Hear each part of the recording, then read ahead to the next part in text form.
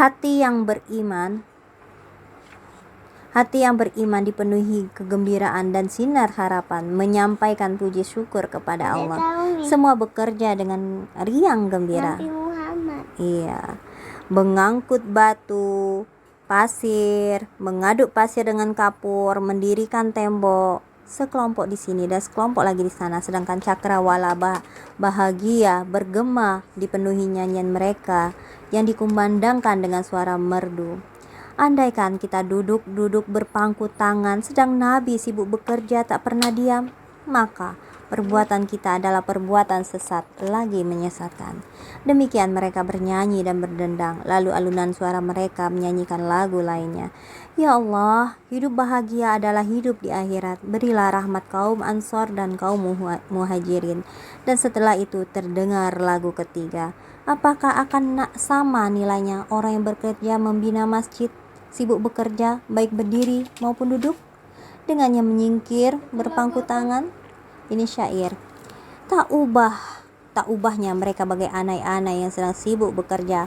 Bahkan mereka adalah bala tentara Allah yang memanggul bendera-bendera dan membina bangunannya. Sementara Rasulullah yang budi lagi terpercaya tak hendak berpisah dari mereka, mengangkat batu paling berat, melakukan pekerjaan yang paling sukar. Ini Rasulullah. Dia tidak tinggal diam saja, tinggal nunggu saja, tapi dia ikut bekerja, ya, ikut bekerja mengangkat batu. Kemudian ya mbak ya, kalau kepala sekolah mbak ya, lihat aja kepala sekolah misalnya atau pemimpin yang lain, dia paling nyuruh kan, ya kan, buang sampah, dia nggak buang sampah tapi nyuruh yang lain buang sampah. Nah, atau guru kalian, ayo anak-anak buang sampah ini, padahal di depannya ada sampah, dia nggak mau buang sampah, ya kan? Itulah pemimpin. Iya. Ada air. Kayak gitu kan? Nah, iya. Nah, artinya kita mencontoh sahabat-sahabat Nabi, bukan mencontoh orang-orang yang ada di sekitar kita yang sekarang, karena orang-orang sekitar kita itu sudah banyak terkontaminasi dengan kehidupan dunia, mau enak saja. Sedangkan contoh kita Rasulullah itu tidak pernah seperti itu, ya. Masa ibu yang pikir kan kalau sebenarnya, makanya Umi waktu di SD itu ada itu ibu orang tua muridnya pas Umi ngajar kelas 1A, pikir dia. Iya, makanya karena anak-anaknya mereka itu menganggap anak-anaknya belum bisa, padahal sebenarnya enggak apa-apa. Umi kalau ngelihat yang kotor waktu itu kan Umi bersihkan, karena itu adalah contoh. Mereka mencontoh, ketika mereka sudah besar nanti yang diingat adalah itu, perbuatan itu. Nah, di tengah halayak ramai yang sedang hilir mudi itu, kelihatanlah Ammar bin Yasir sedang mengangkat batu besar dari tempat pengambilannya diperletakkannya. Tiba-tiba rahmat karunia Allah, yakni Nabi Muhammad, melihatnya, dan rasa santun belas kasihan telah membawa beliau mendekatinya. Dan setelah berhampiran, maka tangan beliau yang penuh berkah itu mengibaskan debu yang menutup kepala Ammar. Lalu dengan pandangan yang dipenuhi nur ilahi diamati wajah yang beriman diliputi ketenangan itu. Kemudian beliau bersabda di antara semua sahabatnya. Jadi ini adalah perkataan Rasulullah, bukan hanya kepada Ammar saja, tapi disaksikan dan didengarkan oleh sahabat yang lain.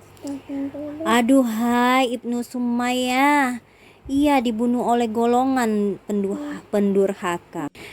Umi ulangi lagi ya. Aduhai Ibnu Sumayyah, ia dibunuh oleh golongan pendurhaka. Tahu maksudnya apa? Nah, Ibnu Sumayyah, anaknya si Sumayyah tadi, Ammar bin Yasir, itu akan dibunuh oleh orang yang durhaka. Itu Rasulullah, dan itu ramalan dari Rasulullah bahwa nanti Ammar bin Yasir itu akan mati dibunuh oleh orang durhaka. Lalu nah ini kita dengerin.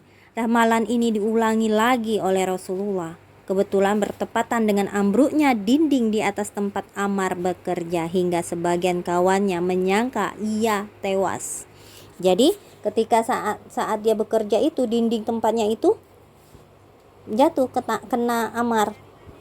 Orang-orang lain menyangka bahwa dia itu tewas, ya, yang menyebabkan Rasulullah meratapi kematiannya. Para sahabat sama terkejut dan menjadi ribut karenanya. Tetapi dengan nada tenang dan penuh kepastian, Rasulullah menjelaskan, tidak, Ammar tidak apa-apa. Rasulullah tahu bahwa Ammar itu bukan mati karena yang ditimpa bangunan tadi, bukan. Hanya nanti ia akan dibunuh oleh golongan pendurhaka. Kita dengerin. Ammar mendengarkan ramalan itu dan meyakinkan kebenaran pandangan tembus yang disingkapkan oleh Rasulullah. Tetapi ia tidak merasa gentar, karena semenjak menganut Islam, ia telah dicalonkan menghadapi maut dan mati syahid di setiap detik, baik siang atau malam. Hari-hari pun berlalu, tahun demi tahun silih berganti. Rasulullah sudah meninggal, lalu disusul oleh Abu Bakar. Abu Bakar juga sudah meninggal, lalu Umar. Lalu Umar itu pergi juga. Kemudian dipegang oleh Zunnurain Utsman bin Affan. Jadi setelah Umar muncul Utsman bin Affan. Sementara itu, pada masa Utsman bin Affan, musuh-musuh Allah itu bergerak di bawah tanah. Maksudnya diam-diam, ya, berusaha menembus kekalahannya di medan tempur, ya.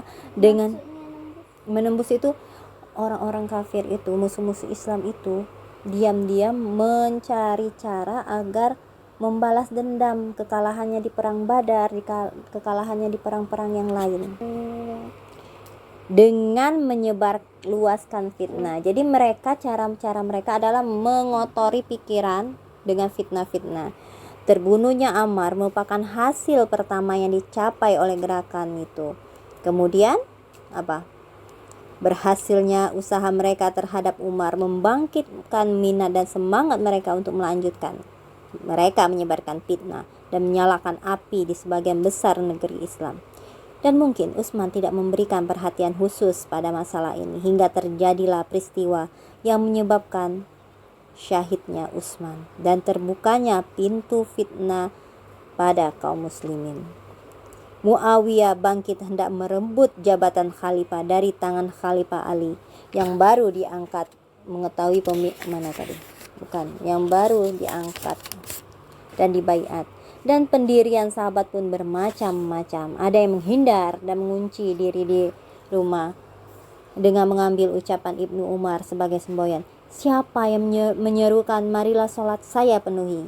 Dan siapa yang menyatakan marilah mencapai kebahagiaan, saya turuti. Tetapi yang mengatakan marilah bunuh saudaramu yang muslim dan marilah rampas harta bendanya, maka saya jawab tidak. Jadi Sangkin hebatnya fitnah orang di sana, ya, pada masa Utsman tadi terjadinya pergolakan itu, Ibnu Umar berkata kayak gitu, ayo, siapa nyuruh aku sholat, oke, aku ikut. Siapa yang mau mengajak saya bahagia, oke, aku ikut. Tapi kalau disuruh membunuh orang-orang muslim, saudara sesama muslim, ya, lalu merampas harta bendanya, maka aku tidak akan menurutinya. Itu kata Ibnu Umar. Makanya tidak. Maka banyak orang yang mengunci diri, ya, takut mengunci diri, diam-diam saja di rumah. Karena mereka tidak mau melakukan hal yang tadi, yang terakhir, membunuh kaum muslim. Di antara mereka ada yang berpihak kepada Muawiyah, ada juga yang mendampingi Ali. Ali itu khalifah yang ke 4 setelah